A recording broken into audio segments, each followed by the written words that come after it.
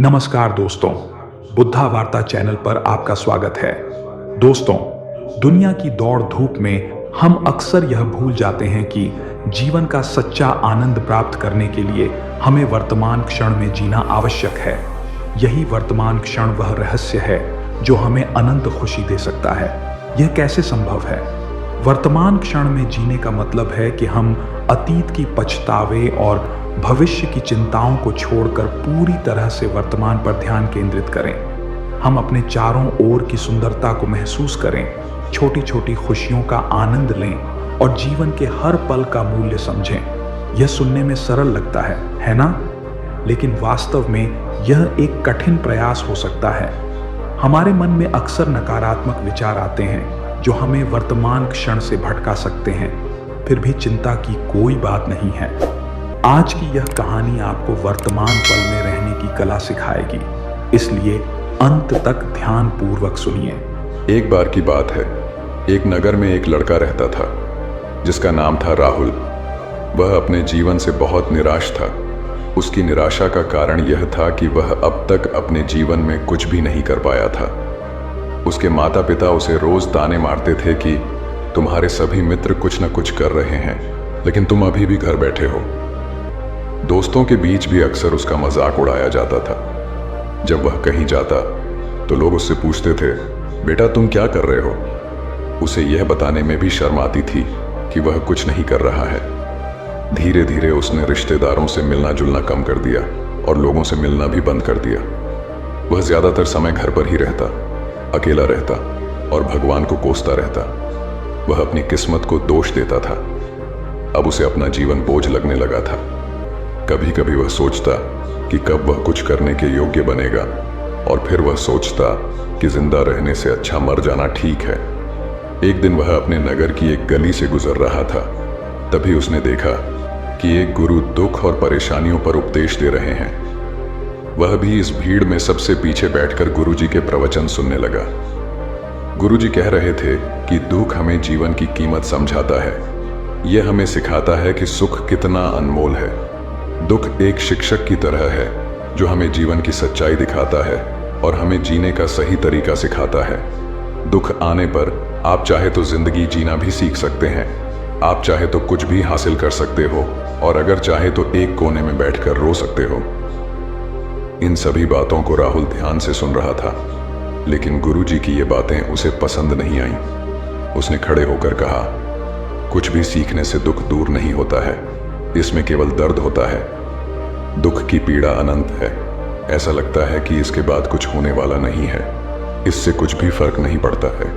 इसके सामने तो मौत भी छोटी लगती है। तब गुरुजी ने कहा, बेटा तुम्हारा दुख क्या है? राहुल ने उनके सामने अपनी सारी व्यथा सुनाई और गुरुजी से पूछा, मेरे इन दुखों का क्या समाधान है?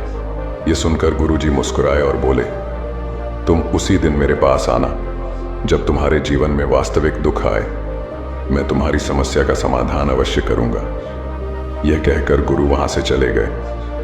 राहुल ने सोचा, क्या ये मेरा दुख नहीं है तो क्या है? मैं जिस दर्द से गुजर रहा हूं वो असली दुख नहीं है क्या? मेरा दुख कोई नहीं समझ सकता। जब माता पिता नहीं समझते तो भला ये गुरु क्या समझेंगे? दुखों से व्यथित होकर राहुल ने एक फैसला लिया कि अब वह कुछ करेगा। उसने एक छोटा व्यवसाय शुरू किया, पर उसे सफलता नहीं मिल रही थी। लेकिन उसके घर वाले खुश थे कि वह कुछ कोशिश कर रहा है। वह अपने व्यवसाय में लगा रहा और धीरे धीरे उसे सफलता मिलने लगी। फिर उसने रफ्तार पकड़ी और केवल 3 साल के अंदर ही वह एक बड़ा बिजनेसमैन बन गया। अब राहुल के आसपास ऐसे कई लोग थे जो उसकी परवाह करते थे, जो उससे प्यार करते थे। अब उसके परिवार के सदस्य भी उसकी तारीफ करते करते थकते नहीं थे।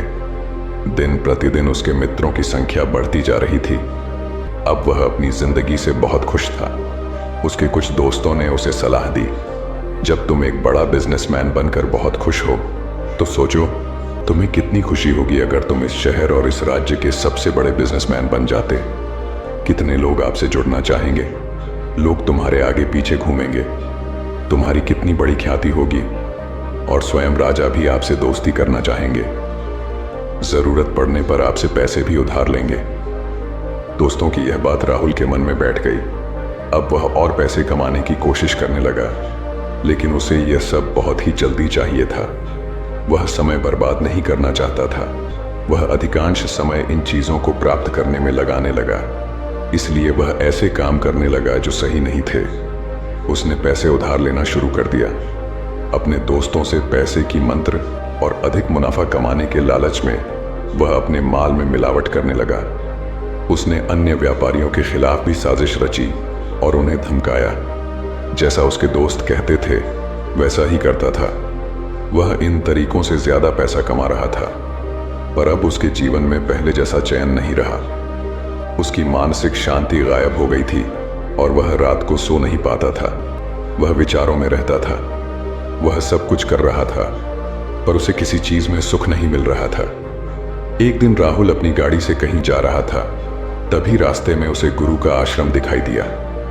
वह गुरु के पास जाकर बोला, गुरुजी, आपने मुझे कहा था जब कभी जीवन में सच्चा दुख आए तो चले आना। अब मैं बहुत दुखी हूं। मेरी नींद हराम हो गई है, मुझे कहीं भी शांति नहीं मिल रही है। इस प्रकार राहुल ने अपनी सारी समस्याएं गुरुजी को बताईं। गुरु ने कहा, जब तुम पहली बार मुझे मिलने आए थे तब भी तुम किसी दुख में थे। तुमने उस दर्द से क्या सीखा? राहुल ने कहा, सिर्फ सोने और चिंता करने से कुछ नहीं होता। अपनी दृष्टि को सच करने के लिए मेहनत भी जरूरी है, और सिर्फ मेहनत करने से भी कुछ नहीं होता, परिणाम भी मिलना चाहिए। जब आपको लगे कि आपका लक्ष्य हासिल नहीं होने वाला है, तब राह में चाहे कितनी भी मुश्किलें आए, मन कितना भी निराश क्यों ना हो, खुद पर आत्मविश्वास करना चाहिए कि मैं जो भी कर रहा हूं उसमें अवश्य सफल होऊंगा। लोग केवल सफल लोगों का सम्मान करते हैं। कोई कितना भी अच्छा क्यों ना हो, वह हमेशा लोगों की नजरों में बोझ बना रहता है। यह सब सुनकर गुरु मुस्कुराए और बोले, यह वास्तव में दुख नहीं है। जब तुम्हारे जीवन में वास्तविक दुख आए तब मेरे पास आना, मैं उसे ठीक कर दूंगा। राहुल ने जाते समय गुरु को सोने के सिक्कों से भरा घड़ा भेंट किया। घड़ा देखकर गुरु ने कहा, यह मेरे किसी काम का नहीं है, इसे पेड़ के नीचे गड्ढा खोदकर गाड़ दो। राहुल ने घड़े को पेड़ के नीचे दबा दिया। जैसा कि गुरु ने बताया उसने वैसा ही किया और वहां से चला गया। कुछ दिनों तक उसका कारोबार ठीक चल रहा था, लेकिन व्यापार के गलत तरीकों के कारण धीरे धीरे उसे व्यापार में घाटा होने लगा। उसकी सारी दौलत धीरे धीरे खत्म होने लगी और एक दिन ऐसा भी आया जब उसके पास कुछ भी नहीं बचा और उस पर कर्ज का बोझ चढ़ गया। परंतु वह निश्चित था, क्योंकि उसने सारा कर्ज अपने दोस्तों से लिया था। उसने सोचा था कि उसके दोस्त बुरे वक्त में उसके साथ खड़े रहेंगे, लेकिन ऐसा कुछ नहीं हुआ। जैसे ही बुरा वक्त आया, दोस्त पहले उससे कर्ज मांगने लगे। अगर उसने कर्ज नहीं लौटाया तो उन्होंने उसे जान से मारने की धमकी भी दी। उसके सभी शुभचिंतक और प्रियजन उससे दूर हो गए। उसके दोस्त जो उसके साथ मस्ती किया करते थे, अब उससे दूर भाग रहे थे। उसका परिवार उसकी गलतियां और कमियां गिनने लगा। उसकी सारी संपत्ति नीलाम हो गई और उसके पास कुछ भी न बचा। जब उसने अपने पिता से मदद मांगी तो पिता ने कहा, मेरे पास थोड़ी सी संपत्ति है, अगर मैं तुम्हें दे दूंगा तो तुम्हारी मां को क्या कहूंगा? यह संपत्ति हमारा अंतिम सहारा है।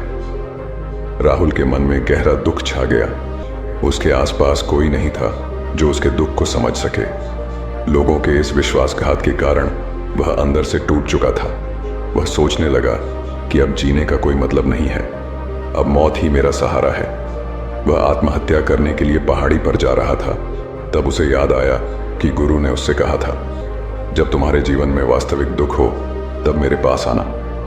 राहुल गुरु के पास गया और अपनी सारी व्यथा सुनाई। आंखों में आंसू लिए उसने कहा, गुरुदेव, मेरे दुख का निवारण कीजिए। तब गुरु ने कहा, जब जीवन में असली दुख आए तब मेरे पास आना, मैं इसे जरूर ठीक करूंगा। पहले आप मुझे बताओ कि आपने अपने दुख से क्या सीखा? राहुल ने कहा, मैंने यह सीखा कि जो लोग हमारे जीवन में आते हैं वे हमारी सफलता और प्रगति के कारण हमें धोखा जरूर देंगे, क्योंकि बुरे समय में वे हमारे साथ नहीं खड़े होंगे।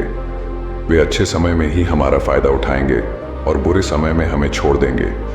उन लोगों पर ही भरोसा करें जो हमारे बुरे समय में हमारे साथ खड़े रहते हैं, लेकिन ऐसे लोग बहुत कम होते हैं। जिनके पास हैं उन्हें उनकी सराहना करनी चाहिए, उनका अपमान नहीं करना चाहिए।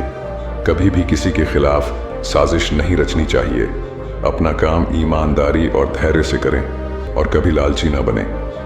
अपने सारे दुख, दर्द और अनुभव बयान करने के बाद राहुल गुरुजी के सामने आंखों में आंसू लिए बैठ गया। कुछ देर बाद गुरुजी उठे और पेड़ के नीचे गड्ढा खोदा और वह घड़ा निकाला जो सोने के सिक्कों से भरा हुआ था।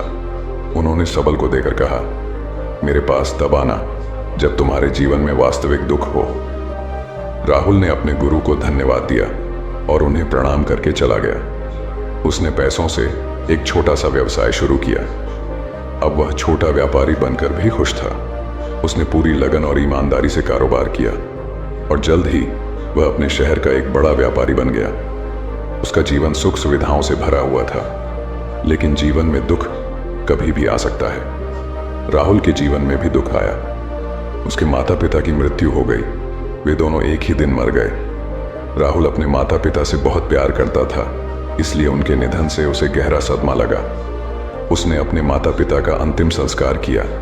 शव जलते हुए देखा तो उसका मन बेचैन हो उठा। उसके मन में कई सवाल उठने लगे। वह घर वापस आ गया। उसने अपने माता पिता के घर और संपत्ति को देखा, जिसके लिए उसके पिता हमेशा लड़ते रहे। आज वह खाली पड़ा है। जिन्होंने इसकी देखभाल की, इसके लिए प्यार किया, वे इस दुनिया से चले गए। उसके पिता ने जो कुछ कमाया वह सब यहीं रह गया। एक दिन पहले तक उसके पिता मारपीट करते थे किसी के साथ अपनी संपत्ति के लिए। आज वे खुद इस दुनिया से चले गए। उसका मन ऐसे अनेक विचारों में भटक रहा था। वह अंदर से अकेला और डरा हुआ महसूस कर रहा था। वह खाली महसूस कर रहा था। उसे लगा कि कुछ तो है, परंतु वह समझ नहीं सका। इसलिए वह गुरु के पास गया। उसे देखकर गुरु ने कहा, क्या जीवन में कोई दुख है? राहुल ने कहा, वैसे तो जीवन में कोई दुख नहीं है, सब कुछ अच्छा चल रहा है, लेकिन आज मेरे माता पिता का देहांत हो गया है। मैं इस घटना से बेहद दुखी और परेशान हूं। गुरु ने कहा, इसमें दुखी होने की क्या बात है? एक दिन सबको मरना है। मुझे भी मरना है, तुझे भी मरना है। शायद तुम कल ही मर जाओ या आज भी मर सकते हो। राहुल ने कहा, क्या कह रहे हो गुरुजी? मैं भी मर जाऊंगा, लेकिन मैं अभी जवान हूं। गुरु ने कहा, सभी इस भ्रम में जी रहे हैं कि मृत्यु केवल बूढ़ों को आती है, लेकिन ऐसा नहीं है।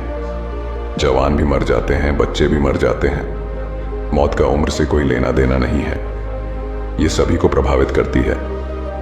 गुरु की यह बातें सबल के मन में बैठ गईं और वह चुपचाप चला गया, लेकिन उसका मन अभी भी बेचैन था। वह खाली महसूस कर रहा था। वह सारा दिन अपने भीतर ही सोचता रहता कि वह कौन है, वह इस दुनिया में क्यों आया है, इस जीवन का लक्ष्य क्या है। ऐसे कई सवाल उसके दिमाग में लगातार उठ रहे थे, लेकिन उन्हें अपने किसी भी सवाल का जवाब नहीं मिल रहा था और उसका दुख दिन दिन बढ़ता ही जा रहा था। कुछ दिन बाद वह फिर से गुरु के पास पहुंचा और बोला, हे गुरुदेव, मैं बहुत दुखी हूं, क्योंकि मैं यह नहीं जान पा रहा हूं कि मैं कौन हूं और मैं इस दुनिया में क्यों आया हूं। ये सुनकर गुरु मुस्कुराए और बोले, आज आपके जीवन में पहली बार सच्चा दुख उत्पन्न हुआ है। यह वास्तव में दुख कहलाने लायक है। हम नहीं जानते कि हम कौन हैं और हम क्यों आए हैं। राहुल ने अपने गुरु से कहा कि उसकी दुर्दशा दूर करें। गुरु ने कहा, हम सभी इंसान हैं, जीवन भर संग्रह करते रहते हैं। राहुल ने कहा, कोई भी इंसान अपने साथ कुछ भी नहीं ले जा सकता, वह सिर्फ अकेला ही जाता है। मेरे माता पिता भी अपने साथ कुछ भी लेकर नहीं गए। धन, संपत्ति, वैभव सब कुछ यहां पर छोड़कर गए। गुरु ने कहा, अब मेरी बात ध्यान से सुनो। इस संसार में हमें जो संग्रह करना चाहिए वह हम नहीं करते, बल्कि चीजें हमारे सामने होती हैं, लेकिन हम उन्हें देखने की कोशिश नहीं करते। हमें इस दुनिया में जो कुछ भी इकट्ठा करना है वह हम खुद हैं। हमें खुद को जुटाना होगा ताकि जब हम मरें तो हम एकजुट हो सकें और खुद को पहचानने में सक्षम हो सकें। हम अंदर बैठे हुए हैं। हम प्यार, नफरत, गुस्सा, ईर्ष्या में बैठे हुए हैं। कर्तव्य, धन, स्थिति, प्रतिष्ठा, सम्मान, पहचान, धर्म, जाति, सैकड़ों हजारों ऐसी चीजों और इच्छाओं में हम विभाजित हैं और टुकड़ों में जीवन जी रहे हैं। इस विभाजन के कारण हमारी चेतना कभी एक नहीं हो सकती। हमारी चेतना की शक्ति बिखरी हुई है। इसलिए हमारे पास इतना समय नहीं है, इतनी ऊर्जा नहीं है कि हम मर सकते हैं और अपने भीतर देख सकते हैं। वास्तव में धन, सम्मान और सुविधाओं के अभाव को लोग दुख समझते हैं और जीवन भर के लिए इसे दुख का कारण बताते रहते हैं और समाधान खोजने का प्रयास करते रहते हैं। उन्हें अपना समाधान कभी नहीं मिलेगा, क्योंकि जिसे लोग दुख कहते हैं वह वास्तविक दुख नहीं है। यह सिर्फ एक आदमी की इच्छा है, उसकी इच्छा कभी पूरी नहीं होती। इसीलिए व्यक्ति को कभी उनके प्रश्नों का समाधान नहीं मिलता। इसलिए इन सब से परे यदि आप अपने दुखों का परम समाधान चाहते हैं तो सबसे पहले खुद को समेटना होगा। इस दुनिया से अपनी ऊर्जा वापस ले लो और इकट्ठा करो। अपने आप पर ध्यान केंद्रित करो, स्वयं पर ध्यान दो। अपने मृत्यु से पहले अपने आप को जानने की कोशिश करो, बिखरो मत। राहुल ने कहा, गुरुजी, क्या हमें संसार को छोड़ देना चाहिए? हमारी सभी इच्छाओं को मार देना चाहिए? किसी से प्रेम नहीं करना चाहिए? धन संग्रह नहीं करना चाहिए? सम्मान की आशा छोड़ देनी चाहिए? गुरु ने कहा, भावनाओं और इच्छाओं से बिखरे हुए मनुष्य में से बाहर निकल आओ। जैसे कोई पत्थर पहाड़ से अलग होकर गिरता है। जब वह गिरता है तो पर्वत का कोई नियंत्रण नहीं होता, सिवाय देखने या परेशान होने के। ठीक वैसे ही बिखरे हुए मनुष्य की इच्छाएं बेकाबू और दर्दनाक होती हैं। उसका अनियंत्रित मन इच्छा करता रहता है और कल्पना करता रहता है और यह दुख देता है। लेकिन जब एक व्यक्ति अपने मन को एकत्र करता है तो वह जो कुछ भी करता है वह उसके नियंत्रण में होता है। फिर उसकी इच्छाएं भी नियंत्रित होती हैं। राहुल ने कहा, आपने मेरा असली समाधान कर दिया है। अब मैं खुद को तलाशने की कोशिश करूंगा। गुरु ने कहा, मानव शरीर में बहुत ऊर्जा और शक्ति है, लेकिन यह फालतू के कामों में बटा हुआ है, बेकार की बातों में लगा हुआ है। यह एक बहुत ही शक्तिशाली मशीन की तरह है और वह बिना सोच समझे अपनी शक्ति बर्बाद कर रहा है, बिना किसी नियंत्रण के। इसीलिए इस शक्ति पर ध्यान दें, अपनी चेतना को इकट्ठा करें। राहुल को अपने प्रश्नों का उत्तर मिल गया। उसने अपने गुरु का धन्यवाद किया और चला गया। चलिए अब दूसरी कहानी की ओर बढ़ते हैं। चांग यू ने एक अनूठा कार्य किया। उन्होंने अपने शिष्य से कहा कि जब संध्या को ज्ञानी मंत्री आएगा तो तुम उसके ऊपर कचरा डाल देना। अगर मंत्री कुछ कहे तो उससे केवल 2 शब्द कहना। इन 2 शब्दों ने मंत्री के जीवन का दृष्टिकोण ही बदल दिया। यह कहानी है चीन के जोंगशान राज्य के मुख्यमंत्री लिनशान की। मंत्री अत्यंत विवेकशील और प्रखर था, लेकिन उस पर बहुत सारी जिम्मेदारियां थीं।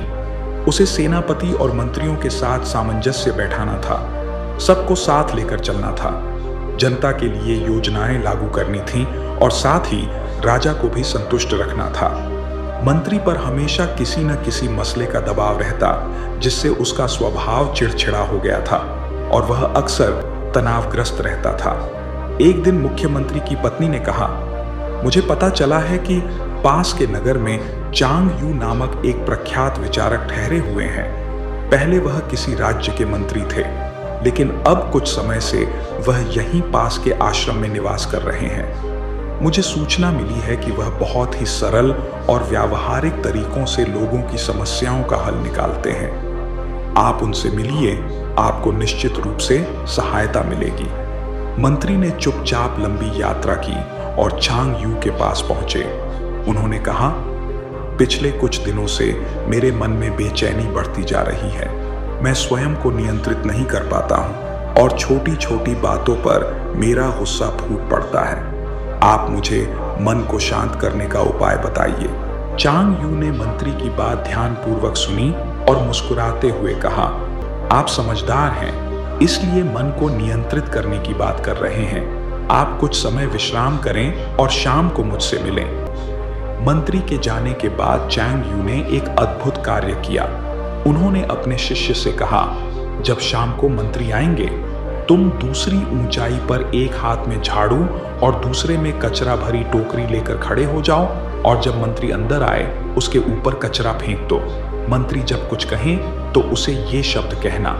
मंत्री ने सफेद कपड़े पहने हुए जैसे ही अंदर आने लगे उस पर कचरे भरी टोकरी उड़ा दी। मंत्री के कपड़े गंदे हो गए और वह शिष्य को गुस्से से देखते हुए बोले, तुम्हें पता है मैं कौन हूं? मैं इस राज्य का प्रमुख मंत्री हूं। और तुमने मुझ पर कचरा फेंक दिया। शिष्य ने हंसते हुए जवाब दिया, अंदर भी गंदगी, बाहर भी गंदगी, और सफाई की अदायगी का नाटक किया। मंत्री को यह बात बहुत अजीब लगी और उसे 2 पंक्तियों का मतलब समझ नहीं आया। मंत्री चांग यू के पास गए और बोले, तुम्हारे शिष्य ने मुझे गलत सिखाया है। उन्होंने अपना काम सही से नहीं किया, गलती की और फिर हंसी भी की। चांग यू हंसने लगे और बोले, अंदर भी गंदगी, बाहर भी गंदगी।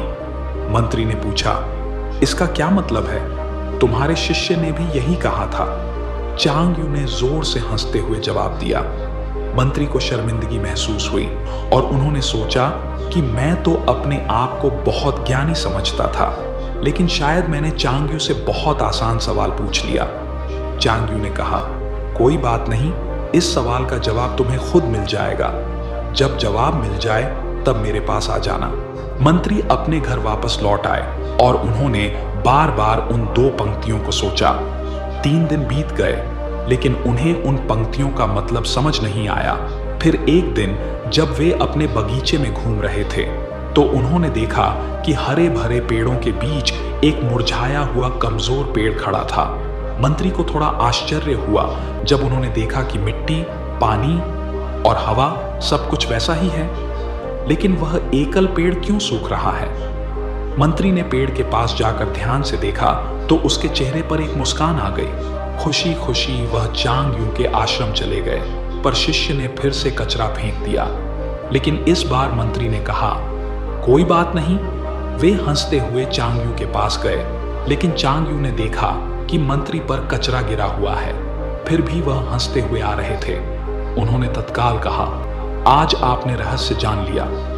मंत्री जी बताएं, आपको क्या समझ आया? मंत्री ने कहा, जब मैंने कई हरे भरे पेड़ों के बीच एक कमजोर और मुरझाए हुए पेड़ को देखा तो मुझे उसकी जड़ों में जीवाणु की बीमारी दिखाई पड़ी जो अंदर से उसे सड़ा रही थी। ये देखकर मुझे तुरंत समझ आ गया कि जैसे असली समस्या जड़ों में होती है, वैसे ही इंसान के मन में टेंशन होगा तो उसे हर चीज जरूरत से ज्यादा बुरी लगेगी, उसे हर चीज में परेशानी दिखाई पड़ेगी। मंत्री ने फिर कहा, मैं इस टेंशन के कचरे को हमेशा के लिए खाली करना चाहता हूं। अब मुझे आगे क्या करना चाहिए? चांग यू अपनी मुस्कान के साथ ज्ञान के मोती बिखेरते हुए कहते हैं, इस ब्रह्मांड के कचरे को थोड़ा थोड़ा करके ही खाली किया जा सकता है। सबसे पहले यह समझना होगा कि आप जो कुछ भी पाना चाहते हैं वह पहले से ही आपके अंदर मौजूद है। जो कुछ भी आपको दिख रहा है, महसूस हो रहा है, वो अनंत ब्रह्मांड का ही हिस्सा है। आप इस पूरे ब्रह्मांड से जुड़े हुए हैं। जब आप इस सच्चाई को समझ जाते हैं तो आपको यह भी एहसास होता है कि सब कुछ एक प्रवाह में बह रहा है। चीजें अपने आप सही समय पर घटित होती रहती हैं। यह प्रवाह ही ब्रह्मांड की शक्ति है। शांत मन से इस प्रवाह को महसूस किया जा सकता है। चांग यू कहते हैं, सब कुछ नियंत्रित करने की आदत छोड़ दें। अहंकार अतीत और भविष्य को पकड़ कर रखता है, जिससे तनाव और चिंता पैदा होती है। हम हर चीज को नियंत्रित करना चाहते हैं, हर समस्या का समाधान तुरंत चाहते हैं। इसके कारण हमारे मन में नकारात्मक विचारों का कचरा जमा होता रहता है। जब चीजें हमारे नियंत्रण से बाहर होती हैं तो हम तुरंत प्रतिक्रिया करते हैं, जिससे और भी तनाव बढ़ जाता है। इस तनाव के कारण हम ब्रह्मांड के प्रवाह को नहीं देख पाते और वो नहीं कर पाते जो इस पल करना चाहिए। लाजू कहते हैं, आपको बस इस ब्रह्मांड के भाव में बहना है। धीरे धीरे आपके मन का तनाव अपने आप कम होता जाएगा। मंत्री पूछते हैं, तो क्या हमें कुछ भी नहीं करना चाहिए? चांग यू कहते हैं, आप अपना कर्म नहीं छोड़ सकते। आपको निष्क्रिय नहीं बनना चाहिए। आपके सामने जो भी घटनाएं या परिस्थितियां रहस्यमय लग रही हैं, उन्हें स्वीकार करें। फिर इस पल में रहने का चेतन निर्णय लें। इस क्षण में आपकी बुद्धि, मन और शरीर अपने आप सही काम करेंगे। चांग यू कहते हैं, विनम्र बनो। वर्तमान क्षण ही ब्रह्मांड का प्रवाह है। इसे पहचानने के लिए विनम्रता चाहिए। बस इस पल में उपस्थित रहें। इसी क्षण में सभी कर्म हो रहे हैं। बाकी सब कुछ हमारे नियंत्रण में नहीं है। यही विनम्रता है। मंत्री कहते हैं, लेकिन हर पल ऐसा करना बहुत मुश्किल है। लाजू कहते हैं, वर्तमान क्षण पर भरोसा करना सीखो। यह पानी के ऊपर तैरने जैसा है। शुरुआत में हम डूबने से बचने के लिए बहुत प्रयास करते हैं, लेकिन अभ्यास के साथ हमें समझ आता है कि पानी हमें खुद ही ऊपर धकेल रहा है। हमें बस संतुलन बनाए रखने की जरूरत है। चांग यू के शब्दों में, ज्ञान का प्रकाश प्राप्त कर हम ब्रह्मांड के प्रवाह में बह सकते हैं, तनाव मुक्त जीवन जी सकते हैं और अपने लक्ष्यों को प्राप्त कर सकते हैं। खुद पर यकीन रखना और वर्तमान क्षण में जीना, ये सफलता की कुंजी है। जैसे जैसे आप बार बार खुद को वर्तमान क्षण में लाते हैं, आप नकारात्मक विचारों से मुक्त होते जाते हैं और आत्मविश्वास से भर जाते हैं। यह आत्मविश्वास आपको जीवन में आने वाली चुनौतियों का सामना करने और अपने लक्ष्यों को प्राप्त करने में मदद करता है। दोस्तों, कैसी लगी आपको यह कहानी? अपनी प्रतिक्रियाएं कमेंट्स में जरूर बताएं। यदि आपको यह कहानी अच्छी लगी हो तो कृपया इस चैनल को सब्सक्राइब करें, लाइक करें और शेयर करें। आपके साथ जुड़कर मुझे हमेशा खुशी होती है। चलिए मिलेंगे अगले वीडियो के साथ। धन्यवाद।